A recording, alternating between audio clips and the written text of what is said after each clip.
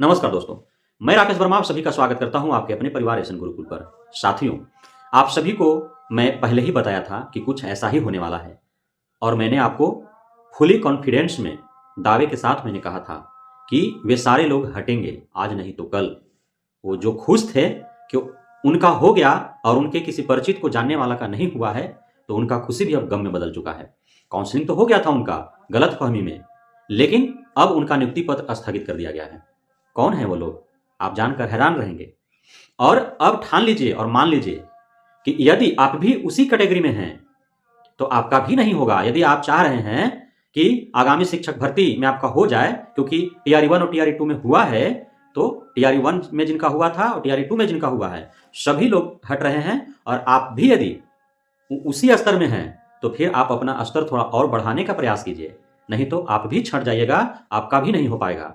उस पे आवेदन हो जाएगा, परीक्षा भी दे देंगे, आपका रिजल्ट भी घोषित किया जाएगा, लेकिन हो सकता है काउंसलिंग के दरमियान आप छट जाएँ, काउंसलिंग के बाद आपका नियुक्ति पत्र ही ना मिले। नियुक्ति पत्र भी यदि मिल जाए, तो कहीं न कहीं जाकर के आपका नियुक्ति पत्र रद्द कर दिया जाए और आपका सफलता जो है वो विफलता में बदल जाए। इसलिए अभी से आपको इस हेतु सतर्क और सजग रहने की आवश्यकता है। तो आखिर कौन है वे लोग जिनका काउंसलिंग के बाद उनका नियुक्ति पत्र स्थगित कर दिया गया? साथ ही जो डीओ स्तर पर डॉक्यूमेंट्स वेरिफिकेशन का कार्य चल रहे हैं, चाहे वो टीआरई 1 का हो या टीआरई 2 का हो, उस स्तर से भी यदि उनका औपबंधिक नियुक्ति पत्र मिल भी गया है, तो उनका नियुक्ति पत्र जो है वो रद्द किए जा रहे हैं। यदि टीआरई 1 के माध्यम से वे ज्वाइनिंग भी ले चुके हैं, योगदान कर चुके हैं, वे विद्यालय में पोस्टिंग हो चुका है उनका, यदि वो पेमेंट भी उठा रहे हैं, फिर भी उनका यहां से जाना तय है।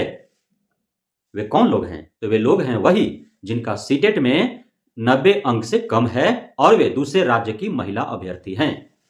मैंने पूर्व में आपको इस हेतु आपको अवगत कराया था, आगाह कराया था, क्योंकि टीआरई 1 में भी यह देखने को मिला था और टीआरई 2 में भी यह देखने को मिला था कि बहुत ऐसी संख्या में दूसरे राज्य की महिला अभ्यर्थी जिनका 90 अंक से कम था, उनका काउंसलिंग करा लिया गया था।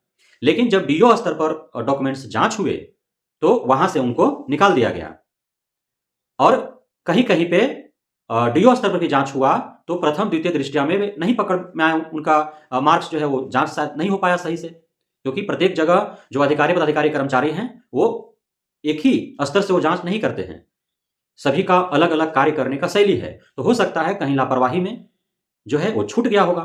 तो वैसे लोग आज भी जो है टीआरई 1 के माध्यम से पोस्टेड है और वो वेतन उठा रहे हैं, तो कहीं न कहीं तो छटेंगे ही, क्योंकि कब किसका डॉक्यूमेंट्स मंगा लिया जाएगा, नहीं कहा जा सकता है। आप सभी को ज्ञात होना चाहिए कि नियोजित शिक्षक जो 20 वर्ष 15 वर्ष पहले जिनका नियोजन हुआ है, उनका आज डॉक्यूमेंट्स मांगा जा रहा है, तो आपका भी कभी भी मांगा जा सकता है। तो आप हटेंगे ही, आज हटे, 6 महीना बाद हटे, साल भर बाद हटे। जिनका पकड़ में अभी आ जाएगा वो अभी हटेंगे, जिनका पकड़ में अभी नहीं आएगा तो कहीं न कभी हटेंगे।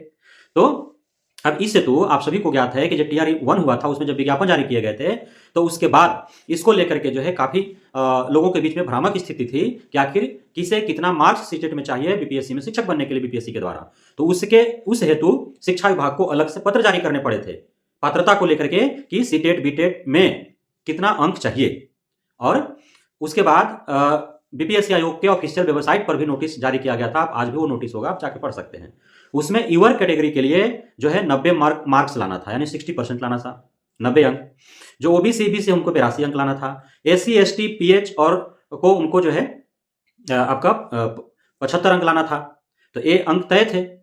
अब दूसरे राज्य की महिला, वहां पे कंफ्यूजन क्या हुआ कि ओबीसी ईबीसी और जनरल महिला 82 अंक लिख दिया, तो उससे उनको लगा कि सभी महिला के लिए जो है कहा गया है कि 82 अंक चाहिए। लेकिन आप सभी को ज्ञात होना चाहिए कि बिहार में चाहे वह आरक्षण जो है वो जाति के आधार पर हो या फिर लिंग के आधार पर हो या फिर वह पीएच वालों को हो, जिनको भी आरक्षण दिया जाएगा वो सिर्फ बिहार के अस्थायी निवासी को ही दिया जाएगा। दूसरे राज्य के चाहे वो महिला हो या पुरुष हो, उनका फाइट जो था वो यूआर जो ओपन कैटेगरी था उसी पे था।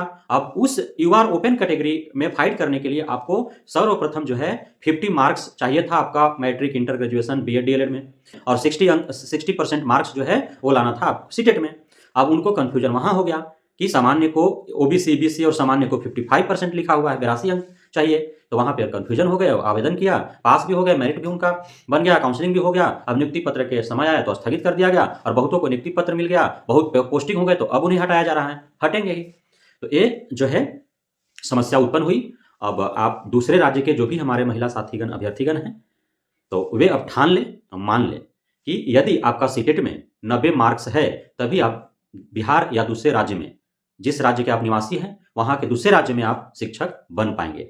यदि जिनका नहीं है, वे पुनः परीक्षा देकर के 60% मार्क्स अर्थात 90 अंक लाने का प्रयास करें। और जिनका नहीं है और बिहार में शिक्षक बन गए हैं, वे भी अब यह तय माने कि उनको यहाँ से छुट्टी हो जाएगा। अब दूसरे आगामी शिक्षक भर्ती के लिए आप तारीख करेंगे, लेकिन सीटेट में 90 अंक होना चाहिए। तो ये महत्वपूर्ण सूचना थी जो आप तक पहुंचाने थी। इसकी जानकारी मैं पूर्व में ही आपको दे चुका था कि ऐसा कुछ होने वाला है। तो बहुत बहुत धन्यवाद आप सभी साथियों का हमारे साथ जुड़े रहने के लिए, बढ़ने के लिए, हमें इतना प्यार देने के लिए, हम पे भरोसा बनाए रखने के लिए। जय हिंद।